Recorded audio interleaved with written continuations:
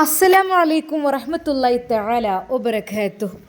അങ്ങനെ അതാ മനമില്ലാ മനസ്സോടു കൂടെ അജ്മൽ ഷാമിലിനെ വിളിക്കുന്നു. ഷാമിലിൻ്റെ ഫോൺ ബെല്ലടിക്കുന്നു. അത് അവരുടെ സ്വന്തം വീട്ടിലേക്ക് പോകുവാനുള്ള തയ്യാറെടുപ്പിലായിരുന്നു. സഫയും എളാമയും പറയുന്നുണ്ട്, അത് ഇപ്പോൾ പോകണ്ട, കുറച്ച് കഴിഞ്ഞിട്ട് പോയാൽ മതി എന്നുള്ളത്. പക്ഷേ അത് ഉമ്മുൽ ഖൈറിന് പോകുവാൻ ധൃതിയായി തുടങ്ങിയിരുന്നു. കാരണം ഷാമിലിൻ്റെ ഒറ്റപ്പെട്ടുള്ള ഈ ഒരു ഇരുത്തം, അവൻ്റെ ആ ഒരു മൂകത, അവൻ്റെ ആ ഒരു വിഷമം, അതെല്ലാം ശരിക്കും ഉമ്മുൽ ഖൈറിനെ വളരെയധികം വിഷമത്തിൽ ആഴ്ത്തിയിരുന്നു. അതുകൊണ്ട് തന്നെ അവിടെ വന്നിട്ടാണോ എന്നറിയുന്നില്ല, അവൻ്റെ ആ ഒരു മനംമാറ്റം അല്ലെങ്കിൽ അവൻ്റെ ഒരു മൂകത അത് കണ്ടപ്പോൾ വേഗം അങ്ങോട്ട് തന്നെ തിരിച്ചു പോകാം എന്നും കരുതുകയായിരുന്നു. അതിനിടക്കാണ് അതാ ഒരു ഫോൺ കോൾ വരുന്നത്. അജ്മൽ എന്നുള്ള നമ്പറിൽ നിന്ന് ഫോൺ കോൾ കണ്ടപ്പോൾ ഒരു നിമിഷം ഷാമിൽ ഒന്ന് ഞെട്ടി. റബ്ബേ, ഇനി എന്തൊക്കെയാ റബ്ബേ, ഇനി എൻ്റെ പേരിൽ എന്തൊക്കെയാണ് കെട്ടിച്ചമച്ചിട്ടുള്ളത്? സത്യം പറഞ്ഞാൽ ബുഷി എനിക്ക് ഇഷ്ടമായിരുന്നു ഒരുപാട്, പക്ഷേ പടച്ചവനാണ് സത്യം. ഇപ്പോൾ ഞാൻ അതിനെക്കുറിച്ച് ചിന്തിക്കുന്നില്ല. അവൾക്ക് നല്ലൊരു ജീവിതം കിട്ടട്ടെ എന്ന് മാത്രമേ ഞാൻ ചിന്തിച്ചിട്ടുള്ളൂ. അതെ, ഒരു പ്രാവശ്യം ഫോൺ റിങ് ചെയ്തു, കട്ടായി. വീണ്ടും അതാ ഫോൺ അടിക്കുന്നു. പെട്ടെന്ന് ഉമ്മുൽ ഖൈർ അങ്ങോട്ട് വന്നു. മോനെ, എന്താ മോൻ ഫോൺ എടുക്കാത്തത്? അത് ഉമ്മ, മോൻ ഫോൺ എടുക്ക്. എന്താ, നാട്ടിൽ നിന്നാണോ? അവനതാ ഫോൺ എടുക്കുന്നു. ഹലോ, അസ്സലാമു അലൈക്കും. വലൈക്കും അസ്സലാം വറഹ്മത്തുള്ളാ. ഷാമിൽ, ഇത് അജ്മലാണ്. അജ്മൽ? അത് ഷാമിൽ, ആദ്യമേ ഞാൻ നിന്നോട് മാപ്പ് ചോദിക്കുകയാണ്. എന്താ അജ്മൽ, എന്തു പറ്റി? ഒന്നുമില്ലടാ, ഞാൻ നിന്നെ അറിയാതെ തെറ്റിദ്ധരിച്ചു. അതെ, തെറ്റിദ്ധരിപ്പിക്കപ്പെട്ടു ആരൊക്കെയോ മൂലം. എടാ, നീ എൻ്റെ മുമ്പിലൊന്നുണ്ടായിരുന്നെങ്കിൽ എനിക്ക് നിന്നെ ഒന്ന് കെട്ടിപ്പിടിച്ച് കരയണമായിരുന്നു. നീ എവിടെയാണ്? ഞങ്ങളിപ്പോൾ ഫുജൈറയിലാണ്. ഓ ശരി. എനിക്ക് നിന്നെ ഒന്ന് കാണണടാ. എനിക്ക് നിന്നെ കണ്ടേ മതിയാവും. ഞാൻ ഫോണിലൂടെ ഒന്നും പറഞ്ഞാൽ ഒരിക്കൽ പോലും എനിക്കെൻ്റെ കുറ്റബോധം അത് എനിക്ക് കഴിയുന്നില്ലടാ. സത്യം പറഞ്ഞ് എനിക്കൊന്ന് കണ്ടേ തീരൂ. എന്നാൽ തൻ്റെ പ്രിയപ്പെട്ട കൂട്ടുകാരൻ അത് തന്നെ തിരിച്ചറിഞ്ഞ് ജീവിതത്തിലേക്ക് തിരിച്ചു വരുന്നു എന്നറിഞ്ഞപ്പോൾ തന്നെ ഷാമിലിൻ്റെ മുഖം ഒന്ന് പ്രകാശിച്ചു. അവൻ്റെ മനസ്സ് വല്ലാതെ സന്തോഷിച്ചു. അജ്മൽ, ഒന്നും വേണ്ട, നീ എന്നെ ഒന്ന് തിരിച്ചറിഞ്ഞാൽ മാത്രം മതി. അതായത് ആരും എന്നെ തിരിച്ചറിയുന്നില്ലല്ലോ എന്നോർത്തപ്പോഴാണ് എൻ്റെ മനസ്സ് വിതുമ്പിയത്. അതായത് ആരും എൻ്റെ തെറ്റുകൾ അല്ലെങ്കിൽ എൻ്റെ പേരിൽ തെറ്റുകൾ അടിച്ചമർത്തുക എന്നല്ലാതെ അതിൻ്റെ യഥാർത്ഥം എന്താണെന്നോ കാരണം എന്താണെന്നോ ഒരാളും എന്നോട് ചോദിച്ചില്ല. എല്ലാവരും എന്നെ അടച്ചാക്ഷേപിക്കുകയായിരുന്നു. ഞാൻ എന്തട ചെയ്യാം? അജ്മൽ, നീ എന്നെ തിരിച്ചറിഞ്ഞല്ലോ, എനിക്കത് മതി, അത് മാത്രം മതി. ഷാമിൽ, നീ എന്നോട് പൊറുക്കണം. എനിക്ക് നിന്നെ ഒന്ന് കാണണം. നീ എവിടെയാണെങ്കിലും ഞാൻ അങ്ങോട്ട് എത്തിയിരിക്കും. നമുക്ക് രണ്ടു പേർക്കും ഒരിടത്ത് കണ്ടുമുട്ടാം. ഞാനിവിടുത്തെ എൻ്റെ അറബിയമ്മയോട് ചോദിച്ചിട്ട് അല്ലടാ, നീ ഇപ്പോൾ എവിടെയാണ്? ഞാനും ഹംദയും അറബിയമ്മയുടെ ആ ഒരു കൊട്ടാരത്തിലല്ല, പകരം എൻ്റെ ജോലി വേറൊരു ഭാഗത്തേക്ക് സെറ്റായപ്പോഴേ ഞങ്ങൾ അങ്ങോട്ട് മാറിയിട്ടുണ്ട്. ഇപ്പോൾ കുഴപ്പമൊന്നുമില്ല, നല്ല രീതിയിൽ തന്നെയാണ്, കുഴപ്പമൊന്നുമില്ല. ഇനി വേണമെങ്കിൽ പോവുകയും ചെയ്യാം. അങ്ങനെയാണ്. അപ്പോൾ എനിക്ക് പറയാനുള്ളത് എന്താണെന്ന് വെച്ചാൽ ഒന്നുമില്ല, നമുക്ക് രണ്ടു പേർക്കും ഒന്ന് കണ്ടുമുട്ടിയേ മതിയാവൂ. എന്നാൽ തൻ്റെ പ്രിയപ്പെട്ട കൂട്ടുകാരൻ, അതെ, തൻ്റെ പ്രിയപ്പെട്ട കൂട്ടുകാരൻ അജ്മലിൻ്റെ സംസാരം കേട്ടപ്പോൾ ഷാമിലിന് സന്തോഷമാണ് വന്നത്. അവൻ സന്തോഷം കൊണ്ട് പടച്ച റബ്ബിനെ സ്തുതിച്ചു പോയി. പെട്ടെന്ന് അതാ ഉമ്മുൽ ഖൈർ അങ്ങോട്ട് വരുന്നു. മോനെന്ന് തിരക്കാണോ? അല്ല, മോൻ അത്യാവശ്യമാണോ? ഇന്നോ നാളെ തന്നെ പോകണമെന്നുള്ളത്? എന്നാൽ ഉമ്മ ഇവിടെ നിൽക്കേ, എനിക്ക് അത്യാവശ്യമായിട്ട് ഒരാളെ കാണുവാൻ പോകാനുണ്ട്. ആരെയാ മോനെ? എൻ്റെ കൂട്ടുകാരൻ അജ്മൽ. ഓ അങ്ങനെ, ആയിക്കോട്ടെ, മോൻ ചെല്ല്. മോൻ്റെ മൂഡ് ഓഫും കാര്യങ്ങളൊക്കെ ഒന്ന് മാറട്ടെ. അല്ലാതെ എന്താ ഇത് ഇങ്ങനെ? ഇപ്രാവശ്യം വന്നപ്പോഴേ ഇങ്ങനെ തന്നെ. ഞാനിങ്ങനെ ശ്രദ്ധിക്കുകയായിരുന്നു എന്തെൻ്റെ കുട്ടിക്ക് പറ്റിയത് എന്നുള്ളത്. മോൻ ചെല്ല്, മോൻ റിലാക്സ് ആയിക്കോ. മോളെ സഫ, മൂത്തമ്മ, മോളെ സഫ, പിന്നെയുണ്ടല്ലോ, ആം, ഷ്യാമിൽ നിന്ന് പുറത്ത് പോകണമെന്ന്. അതിനെന്താ, ഇവിടെ വണ്ടി ഉണ്ടല്ലോ, ഇവിടുത്തെ വണ്ടി ഏത് വേണമെങ്കിലും കൊണ്ടുപോയിക്കോട്ടെ. അല്ല മോള്, ഞങ്ങൾ വന്ന വണ്ടി തന്നെ ഉണ്ടല്ലോ, അവന് പോകാലോ എന്ന് സഫക്ക് തോന്നുകയാണ്. അല്ല, ഷ്യാമിൽ പോയിട്ട് ഇങ്ങോട്ട് വരില്ലേ? വരും മോളെ, വരാതിരിക്കില്ല, എനിക്ക് പോകേണ്ടതല്ലേ, അപ്പോൾ വരും അവന്. ഓ, പെട്ടെന്ന് സഫ അതാ ഒരു പുതിയ ചാവി എടുത്തുകൊണ്ട് നേരെ ഷ്യാമിലിൻ്റെ അടുത്തേക്ക്. അതെ, ഇതാ ഈ വാഹനം കൊണ്ടുപോയിക്കോളൂ. ഇത് 1-2 പ്രാവശ്യമൊക്കെ ഞാൻ ഓടിച്ചിട്ടുള്ളൂ, പിന്നെ ഉപ്പ വാങ്ങി തന്നതാണ്. പിന്നെ ഷ്യാമിൽ ഇത് ഓടിച്ചോളൂ, ഏതായാലും ഇവിടെ വെറുതെ. എന്നാൽ അത് കേട്ട അവൻ ഒരു നിമിഷം, ഓ അതൊന്നും വേണ്ട, എനിക്ക് ഉമ്മയുടെ ആ വാഹനം തന്നെ ഉണ്ടല്ലോ, അത് മതി. എന്ത് ഷ്യാമിൽ, അങ്ങനെ പറഞ്ഞാൽ എങ്ങനെ? പെട്ടെന്ന് ഉമ്മുൽ ഖൈർ അങ്ങോട്ട് വന്നു. എന്താ മോനെ? അല്ല, എനിക്ക് അതിനെന്താ, അവളുടെ ഇഷ്ടം, അവൾ പറഞ്ഞിരുന്നു ഈ വണ്ടി ഞാൻ ഗിഫ്റ്റായിട്ട് ഷ്യാമിലിന് കൊടുത്താലോന്ന്. പെട്ടെന്ന് ഷ്യാമിൽ ഒന്ന് ഞെട്ടി. ഇത്രയും ലക്ഷക്കണക്കിനും അല്ല കോടിക്കണക്കിന് രൂപ വരുന്ന ഈ ഒരു വാഹനം അതവളുടെ ഉപ്പ അവൾക്കൊരു ബർത്ത്ഡേക്ക് സമ്മാനമായി നൽകിയതായിരുന്നു. പക്ഷേ അതിനേക്കാളും വിലപിടിപ്പുള്ള ഒന്നിനെ കണ്ടുപിടിച്ച സന്തോഷത്തിലായിരിക്കും ഉമ്മുൽ ഖൈർ അത് പറഞ്ഞ് ചിരിച്ചു. ഷ്യാമിലിൻ്റെ മുഖം വല്ലാതെയായി. എന്നാൽ അതാ സഫ പറഞ്ഞത്. സഫ ആ ചാവിയുമായി അവളുടെ അരികിലേക്ക് വന്നു. അവൻ മനമില്ലാ മനസ്സോടുകൂടെ വിറക്കുന്ന കൈകളോടെ അത് വാങ്ങുവാൻ വേണ്ടി കൂട്ടാക്കുമ്പോൾ പെട്ടെന്ന് അതാ അവിടുത്തെ ഉപ്പ വരുന്നു. മോനെ വാങ്ങിക്കോ, അവളുടെ ആഗ്രഹമല്ലേ, ആയിക്കോട്ടെ, നീയെങ്കിലും ഒന്ന് ഓടിക്കും മോനെ. അതായത് ഞാൻ അവൾക്ക് വേണ്ടി വാങ്ങിക്കൊടുത്താണ്, പക്ഷെ അന്ന് അവൾ പറഞ്ഞൊരു കാര്യം ഉണ്ടായിരുന്നു, അത് എനിക്ക് ഇഷ്ടമുള്ള ഒരാൾക്ക് ഞാനത് ഗിഫ്റ്റായിട്ട് കൊടുക്കണ്ടോ എന്നുള്ളത്. അപ്പോൾ ഒരുപക്ഷെ ഇഷ്ടമുള്ള ആൾ മോനാണെങ്കിലോ? അത് കേട്ടപ്പോൾ അവരെല്ലാവരും ചിരിച്ചു. എന്നാൽ ഉമ്മുൽ ഖൈർ പറഞ്ഞു, ശരിയാണ്, പറയാനൊന്നും പറ്റില്ലല്ലോ എന്തൊക്കെയാണെന്നൊക്കെ. എന്നാൽ ഷ്യാമിൽ അപ്പോൾ തല താഴ്ത്തി. അവൻക്കതൊന്നും ഉൾക്കൊള്ളാൻ കഴിയുന്നുണ്ടായിരുന്നില്ല. അവൻക്കതൊന്നും ശരിക്കും ഒരു ആസ്വദിക്കാൻ തന്നെ കഴിയുന്നുണ്ടായിരുന്നില്ല. അവൻ്റെ മനസ്സിലൊക്കെ എന്തൊക്കെയോ ആയിട്ട്. എന്തൊക്കെ തന്നെയായാലും ഉപ്പ പറഞ്ഞതനുസരിച്ച് വിറക്കുന്ന കൈകളോടെ അവൻ ആ ഒരു കാറിൻ്റെ കീ വാങ്ങുന്നു. എന്നാൽ ഉമ്മുൽ ഖൈർ, മോനെ ശ്രദ്ധിച്ചു പോകണം കേട്ടോ, ബിസ്മില്ലാഹി റഹ്മാൻ റഹീം, ബിസ്മില്ലാഹി തവക്കൽതു അലല്ലാ. അതെ മകനെ അവർ നല്ല രീതിയിൽ യാത്രയാക്കുന്നു. അങ്ങനെ ആ പുതിയ വാഹനത്തിൽ അതാ അവൻ കയറി. ബിസ്മില്ലാഹി സുബ്ഹാനല്ലദി സഖറ ലനാ ഹാദാ വമാ കുന്നാ ലഹു മുഖ്രിനീൻ വ ഇന്നാ ഇലാ റബ്ബിനാ ലമുൻഖലിബൂൻ എന്ന ദിക്ർ ചൊല്ലിയിട്ട് അതാ ഷ്യാമിൽ ആ കാറിൻ്റെ സീറ്റിലേക്കിരുന്നു. പഠിച്ചോനെ, എന്തൊരു സോഫ്റ്റാണിത്, എത്രമാത്രം സുഖകരമാണിതിൽ, ശരിക്കും ഇത് സ്വർഗലോകമാണോ എന്ന് വരെ തോന്നിപ്പോകുന്ന രീതിയിൽ അവൻ്റെ ആ ഒരു സുഖം അവൻക്ക് അനുഭവപ്പെട്ടു. പഠിച്ചോനെ, എന്താണിത്?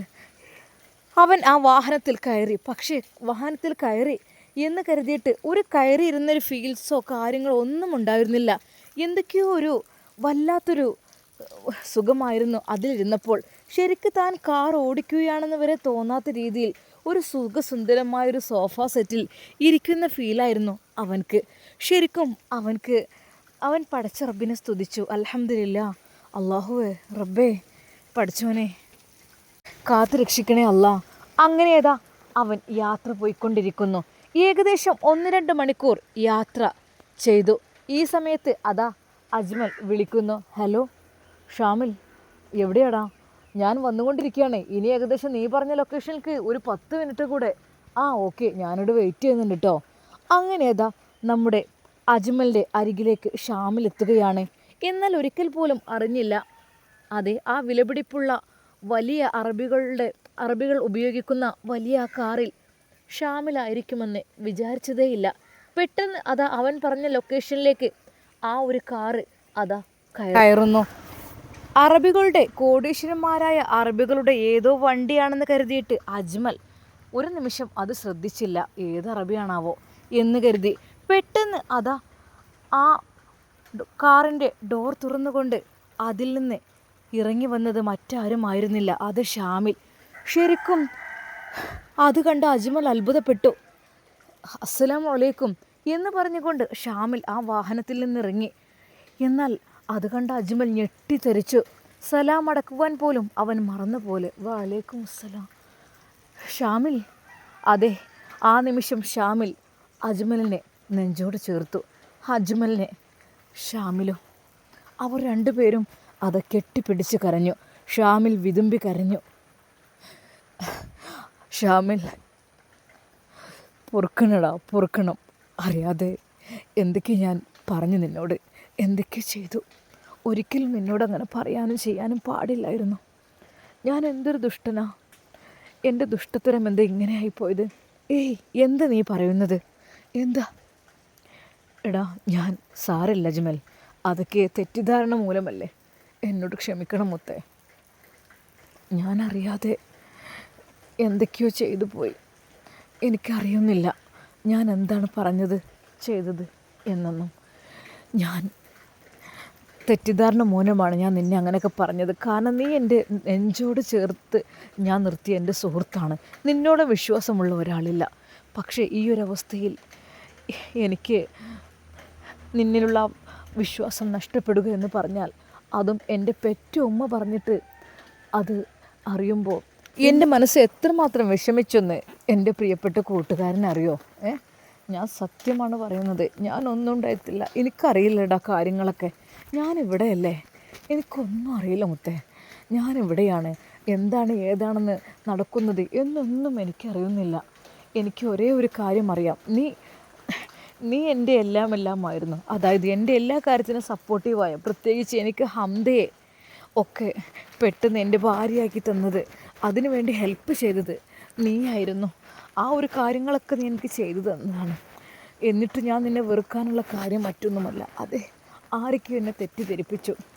എന്നാൽ ആ നിമിഷം ഷാമിൽ വിതുമ്പിക്കൊണ്ട് പറഞ്ഞു, ഇല്ല, ഇനിയും സമയം വൈകിട്ടില്ല. നമ്മളിനിയും പഴയതെല്ലാം മറക്കാം. ഇനി അതിനെക്കുറിച്ച് ചിന്തിക്കേണ്ട. എൻ്റെ ഭാഗമൊക്കെ ശരിയാണ്. ഞാനൊരു ബ്രദറാണെങ്കിൽ ഞാനും തെറ്റിദ്ധരിക്കും. എൻ്റെ പെങ്ങൾ ഇങ്ങനെയൊക്കെ ചെയ്തു എന്ന് പറഞ്ഞ് എൻ്റെ ഉമ്മയ്ക്ക് എനിക്ക് വിളിച്ച് പറഞ്ഞു കഴിഞ്ഞാൽ ഞാനും തെറ്റിദ്ധരിക്കൂലേ? തീർച്ചയായും തെറ്റിദ്ധരിക്കും എന്നുള്ള കാര്യം ഉറപ്പാണ്. അതുകൊണ്ട് എനിക്കൊന്നും പറയാനില്ല. എനിക്ക് ഒരേ ഒരു കാര്യം മാത്രമേ പറയാനുള്ളൂ. അതായത് എന്താണെന്ന് വെച്ചാൽ, എനിക്ക് പറയാനുള്ളത്, നമുക്ക് ഇനിയും സമയം വൈകിട്ടില്ല. എങ്ങനെയെങ്കിലും ബുഷിയെ രക്ഷിക്കണം എന്നത് തന്നെയാണ്. എടാ, ഞാൻ ഷാമിൽ പറയുന്നു. അതെ, പിന്നെ അൻഷിഫ് സാറിനെ കുറിച്ച് അൻഷിഫ് സാർ എനിക്ക് ഒരു മെസ്സേജ് അയച്ചിരുന്നു. കണ്ടില്ലേ? അത് അവൻ നേരിട്ട് അജ്മലിനെ കാണിച്ചു കൊടുത്തു. കണ്ടില്ലേ, എന്നെ രക്ഷിക്കണം അതെ എന്ന് പറഞ്ഞിട്ടാണ് മെസ്സേജ് അയച്ചത്. അതുകൊണ്ട് തന്നെ എനിക്ക് പറയാനുള്ളത് എന്താണെന്ന് വെച്ചാൽ, നമുക്ക് ബുഷിയെ രക്ഷിക്കണമെന്നത് തന്നെയാണ്. അജ്മൽ, നീ എന്താ ചെയ്യാനുള്ളതെന്ന് വെച്ചാൽ ഒന്നുമല്ല, നീ നാട്ടിലേക്ക് പോവുക എന്നത് മാത്രമാണ് നീ ഇപ്പോൾ ചെയ്യാനുള്ളത്. വേറെ ഒന്നുമല്ല. ഹംദയെ ഒന്നും കൊണ്ടുപോകണ്ട, അവരെ അറബിയമ്മയെ ഏൽപ്പിക്കും. തൽക്കാലം നീ നിൻ്റെ കാര്യത്തിന് വേണ്ടിയിട്ട്, അതായത് ബുഷിയെ രക്ഷിക്കുവാൻ വേണ്ടിയിട്ട് കൊണ്ടുപോവുക, നാട്ടിലേക്ക് പോവുക. പിന്നെ അതിനു മുമ്പ് അവിടെ പലതും നടക്കാൻ ചാൻസ് ഉണ്ട്. അതായത് സിനാനെ, അതുപോലെ തന്നെ ഉമ്മ, അവർ തമ്മിലൊക്കെ എന്തെങ്കിലുമൊക്കെ കരാറിലൊക്കെ ഒപ്പിട്ട് ബുഷിയെ അങ്ങോട്ട് ഉമ്മ ഏറ്റവും വിശ്വസിച്ച് നിൽക്കുന്ന ആൾ ആണ് അവർ. അതുകൊണ്ട് തന്നെ അവർ തമ്മിൽ എന്തെങ്കിലുമൊക്കെ ആവുന്നതിന് മുമ്പ് നീ പെട്ടെന്ന് ചെല്ലണം. നീ പെട്ടെന്ന് ചെന്നിട്ട് വേഗം ബുഷിയെ രക്ഷിക്കണം. ബുഷി ഇങ്ങോട്ട് കൊണ്ടുപോര്, നിങ്ങളുടെ കൂടെ താമസിപ്പിക്കേ. ഒന്നുമില്ലെങ്കിൽ അറബിയമ്മയുടെ കൂടെ നിൽക്കട്ടെ. അവൾ അറബിയമ്മയുടെ കൂടെ തന്നെ നിൽക്കട്ടെ. അതാണ് എനിക്ക് പറയാനുള്ളത്. അറബിയമ്മയുടെ കയ്യിൽ നിന്ന് ഒരാളെയും തട്ടിക്കൊണ്ടു പോകില്ല. മനസ്സിലായല്ലോ? ശരിക്കും ഷാമിലിൻ്റെ ആ ഒരു വാക്കുകൾ കേട്ട അജ്മലിന് തോന്നി, ശരിയാണ്, തീർച്ചയായും ശരിയാണ്. പിന്നെ അജ്മൽ, വൈകിക്കണ്ട. ഇന്ന് പുറപ്പെടാൻ പറ്റുന്നുണ്ടെങ്കിൽ ഇന്ന് തന്നെ പുറപ്പെടണം. ആ ഒരു കാര്യത്തിന് വേണ്ടിയിട്ട് നീ പോകണം. ബുഷിയെ ഇങ്ങോട്ട് ബുഷിയെ കൊണ്ടുവരണം. അതെ, അറബിയമ്മയുടെ അടുത്ത് ഏൽപ്പിക്കാം. എൻ്റെ ഉമ്മുൽ ഖൈർ ഉമ്മയുണ്ട്, അവർക്കും ഇഷ്ടമായിരിക്കും.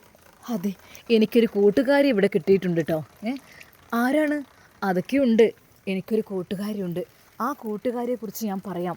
ആ കൂട്ടുകാരിയുടെ പേര് സഫ. അതെ, അവളുടെ കൂടെ അവൾ നിൽക്കട്ടെ. അവർക്ക് ഒരേ ഒരു മകളാണ്. ആ മകൾക്കൊരു കൂട്ടുകാരി. എന്താ, അങ്ങനെയൊക്കെ പറ്റുമല്ലോ. എന്തിനാണ് ബുഷി അവിടെ ഇടങ്ങാറാക്കുന്നത്? ബുഷി ഇങ്ങോട്ട് കൊണ്ടുപോവാ. അജ്മലിനോട് നമ്മുടെ ഷാമിൽ അത് പറയുന്നു. അത് കേട്ട അജ്മലിന് തോന്നി, എടാ, നീ പറയുന്ന സത്യമാണ്. ഞാൻ ഇന്ന് തന്നെ ടിക്കറ്റ് നോക്കട്ടെ. അപ്പോൾ തന്നെ അവൻ ഓൺലൈനിൽ ബുക്ക് ചെയ്യുവാൻ വേണ്ടി നോക്കുന്നു. പറ്റുമെങ്കിൽ ഇന്ന് തന്നെ വീട്ടിലേക്ക് എത്തണം. സർപ്രൈസായിട്ട് ഒരിക്കൽ പോലും ഉമ്മ പറയുന്നില്ല, ഉമ്മ ഫോൺ പോലും എടുക്കുന്നില്ല. ഉമ്മക്ക് എന്നോട് എന്താ ഇത്ര ദേഷ്യം എന്നാവും. എന്നാലും പെറ്റ ഉമ്മയാണല്ലോ, ഇങ്ങനെയൊക്കെ ചെയ്യാൻ പാടുണ്ടോ ഒരു മകനോട്? ഛേ, ഉമ്മ ഇത്രക്കും തരം താഴുന്നുമെന്ന് ഞാൻ വിചാരിച്ചില്ല. അതെ, ഒരു സിനാൻ ഡോക്ടർ കിട്ടിയപ്പോൾ ഉമ്മക്ക് എല്ലാം അങ്ങ് മറന്നുപോയി. എല്ലാം ഉപ്പ മരിച്ചതുവരെ ഉമ്മക്ക് ബോധമില്ലാത്ത അവസ്ഥ. അജ്മൽ, നീ എന്താ ആലോചിക്കുന്നത്? ഒന്നും ആലോചിക്കണ്ട. പെട്ടെന്ന് ഷാമിൽ, എനിക്ക് നിന്നോട് എങ്ങനെ ഇതിന് സമാധാനം പറയണമെന്നറിയുന്നില്ല. ഞാൻ നിന്നെ ഒരുപാട് തെറ്റിദ്ധരിച്ചു, ഒരുപാട് ചീത്ത പറഞ്ഞോടാ. നിനക്കറിയാലോ ഒരു പെങ്ങൾ, എനിക്കറിയാം. നീ ഒന്നും എന്നോട് പറയണ്ട. എന്നെ ആര് ചീത്ത പറഞ്ഞു എനിക്കൊരു കുഴപ്പമില്ല. എൻ്റെ ഉപ്പ എന്നെ എത്ര ചീത്ത പറഞ്ഞു. നീ എന്താ വേറെ കല്യാണം കഴിച്ച ഒരു പെണ്ണിനെയാണോ ഇത്രയധികം അങ്ങനെ ആക്കുന്നേ ഇങ്ങനെ ആക്കുന്നു പറഞ്ഞാൽ ഉപ്പ ചീത്ത പറഞ്ഞു. ഞാനിപ്പോൾ എന്താ ചെയ്യുക? സത്യമായിട്ടും എനിക്ക് അങ്ങനത്തെ ഒരു ചിന്തേനെ ഞാൻ വിചാരിച്ചിട്ടില്ല. പക്ഷെ അങ്ങനെയൊക്കെ ആയി തീർന്നു. ഉപ്പയെ വിളിച്ച് ചീത്ത പറഞ്ഞപ്പോൾ ഉപ്പ എന്നെ ഒരുപാട് ചീത്ത പറഞ്ഞു. എനിക്ക് ആകെപ്പാട് ടെൻഷനായി, സങ്കടമായി. അങ്ങനെ ഞാൻ പാതിരാത്രിയിൽ എൻ്റെ പ്രിയപ്പെട്ട എൻ്റെ പുതിയ ഉമ്മയോട് മാത്രം പറഞ്ഞ് ഞാൻ ഇറങ്ങിപ്പോകുന്നത്. പാവം എൻ്റെ ഉമ്മ എനിക്ക് വേണ്ടി ഒരുപാട് ദുആ ചെയ്തിട്ടുണ്ട്. എന്താ ചെയ്യുക? അങ്ങനെയൊക്കെ എന്തൊക്കെ തന്നെയാലും അതൊക്കെയാണ് അവസ്ഥ. എൻ്റെ പൊന്നു കൂട്ടുകാരാ, എന്തായാലും നീ ഇന്ന് തന്നെ പുറപ്പെടണം. വാ, നമുക്ക് ഫുഡ് കഴിക്കാം. അങ്ങനെ അതാ അജ്മലും അവർ രണ്ടുപേരും ഫുഡ് കഴിക്കുന്നു. എടാ, എന്നോട് ക്ഷമിക്കണം കേട്ടോ, ഞാൻ അറിയാതെ. ഇനി അതിനെക്കുറിച്ച് ചിന്തിക്കാനുള്ള സമയമല്ല. നീ പെട്ടെന്ന് പോയിട്ട് ബുഷിയെ കൂട്ടിക്കൊണ്ടു വാ. അതാണ് വേണ്ടത്. ബുഷിക്ക് പാസ്പോർട്ടും കാര്യങ്ങളൊക്കെ ഉള്ളതല്ലേ. ടിക്കറ്റ് എടുത്ത് പോന്നാൽ പോരെ. പിന്നെ വിസ അതും 2 ദിവസം കൊണ്ട് കിട്ടൂലേ. വേഗം ചെല്ല്. നീയെ തൻ്റെ കൂട്ടുകാരൻ്റെ വാക്കുകൾ കേട്ടപ്പോൾ അജ്മലിന് അങ്ങനെ തോന്നി. അങ്ങനെ അവർ ഫുഡ് കഴിച്ച് പിരിയുകയാണ്. പിന്നെ അല്ല, നീ പറഞ്ഞല്ലോ സഫ എന്ന് പറഞ്ഞൊരു കൂട്ടുകാരിയൊക്കെ, ആളെങ്ങനെയുണ്ട്? ശരിക്കും അജ്മൽ അവനെ കളിയാക്കി പറഞ്ഞു. എടാ, സത്യമായിട്ടും ഒരു അണിമണി തൂക്കം പോലും വേണ്ടാത്ത ചിന്തകൾ എനിക്ക് വന്നിട്ടില്ലടാ. സത്യം, എനിക്കൊരു പെങ്ങളെ പോലെ, അതിലുപരി ഒന്നുമില്ല. എന്താപ്പോ അവരൊക്കെ പക്ഷെ സ്നേഹം ഉണ്ട്. ഈ വാഹനം അതെ അവൾ തന്നതാടാ. നീ ഇത് ഓടിക്കണം എന്നൊക്കെ പറഞ്ഞ് എൻ്റെ അടുത്ത് ചാവിയൊക്കെ കൊണ്ടുവന്നുണ്ട്. എടാ, എന്താ വല്ലതും ഒക്കുമോ? ഒന്ന് പോടാ. ഞാൻ അങ്ങനെ ഒന്നും ചിന്തിച്ചിട്ട് പോയില്ല. എൻ്റെ മനസ്സിൽ എൻ്റെ നിരപരാധിത്വം എങ്ങനെയെങ്കിലും തെളിയണേ റബ്ബേ എന്നതായിരുന്നു എൻ്റെ ചിന്ത. അതേലും പടച്ച റബ്ബ് എനിക്ക് നീങ്ങൾ തിരിച്ചറിഞ്ഞല്ലോ എന്നാ. എടാ, അറിയാതെ ഞാൻ തെറ്റിദ്ധരിച്ച് പോയതാണ്. സാരല്ല, ക്ഷമിക്കട്ടോ. അതിനെക്കുറിച്ചൊന്നും നീ ഒന്നും വിചാരിക്കണ്ട.